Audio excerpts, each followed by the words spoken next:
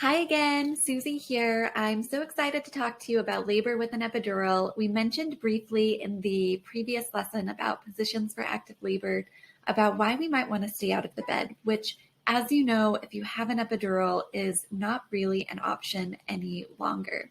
So there's a whole nother video about the pros and cons of an epidural. The fact is that here in the US, about 60% of women give birth with an epidural. It is excellent pain relief.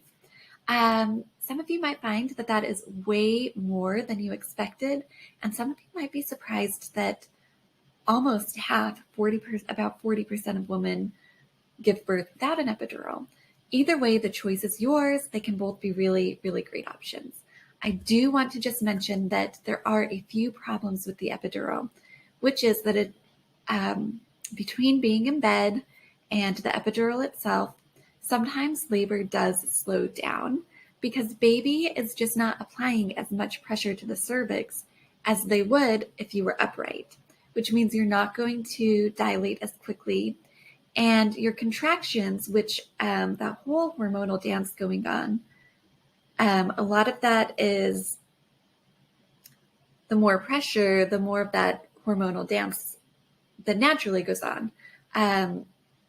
So you take that pressure off and everything kind of slows down.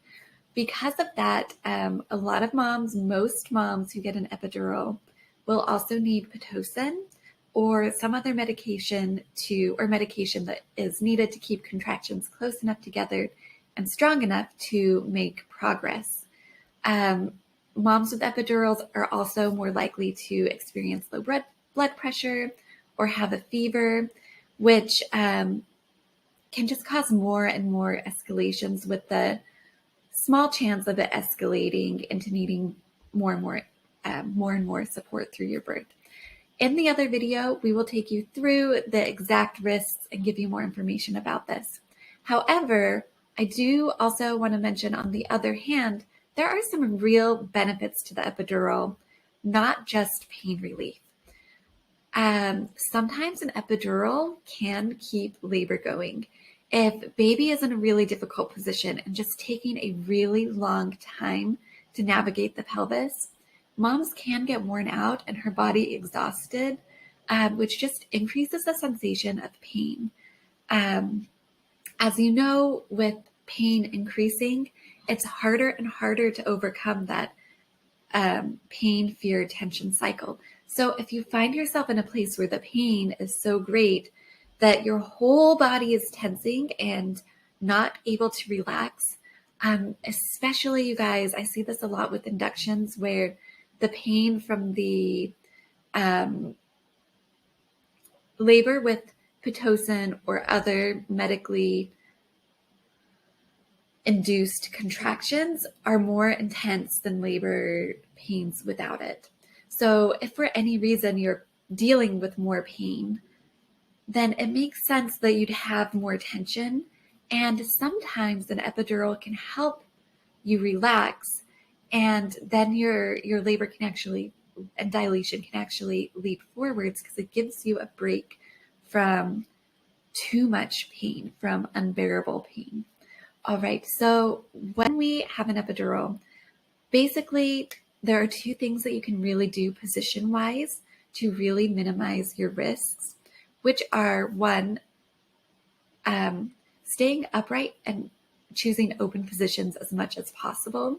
And the other is to change positions often. If you have an epidural, you should be changing your positions every 30 minutes on the dot.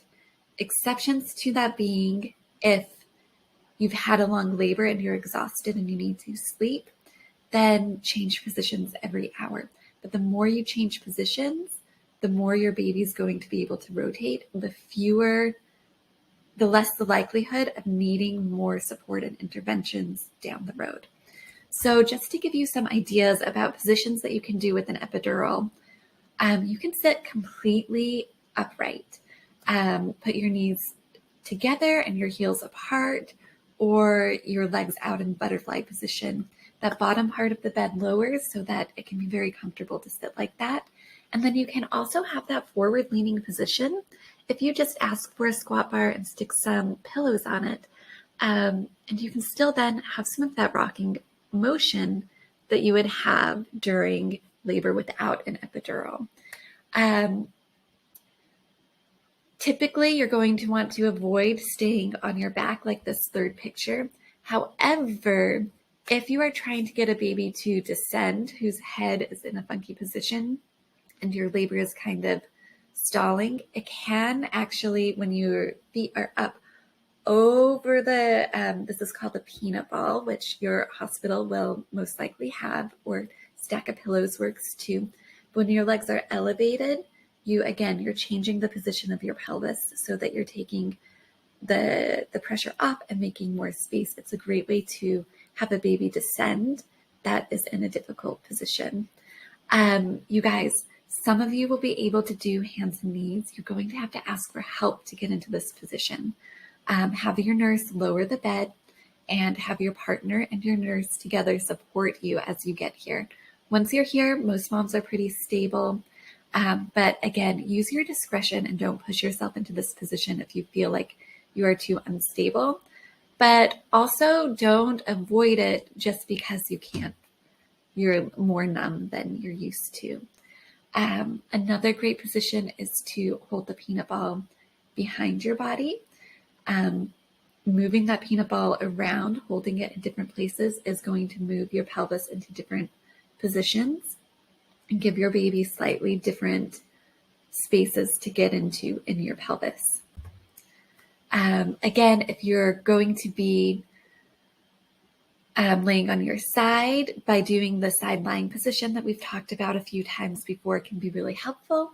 Sometimes with your hands up, sometimes with your hands close to your chest, and then rotating so your hips are more stacked instead of one tilted over, bringing them parallel and supporting, putting some pillows between your legs. Again, those are just simply different spaces for your baby to move into.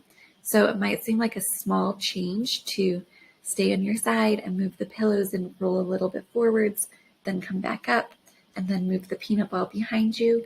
But all of those things are going to change the shape of your pelvis in little ways that will make big differences and give them more space to navigate, as well as rolling from your right to your left.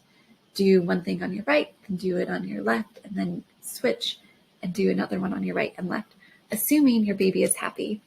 Sometimes babies are very particular about which position that you choose because of where the umbilical cord is located, or just your nurse will be helping you with that. If you do have a place where your contractions are strong and close together, but you're still not really dilating, or if you have what's called a cervical lip, like you get to 8 or 9 centimeters and you're not dilating any further, going into this position where you kind of do like a counter stretch where you lower the feet of the bed and arch your pelvis up. You can hold that for about 3 contractions and then come back. That can often get rid of that lip for you. Don't spend too long in that position. It's only a quick problem solver, where all the rest of these are positions you can hang out in for 30 minutes, an hour if you're sleeping. And please, please, please don't forget to change those positions often. All right, so print out these pages so that you can show your nurse the different ideas for positions that you have. And if you have a really great nurse, she will be able to guide you through them, help you know which one is the best for the stage of labor you are in and where your baby is. And either way, she should be able to look at the picture and help you figure out how to get there. Again, if you have questions, just let me know. And happy laboring. You are ready and 100% completely capable of getting through active labor now. All right, have a great day, you guys.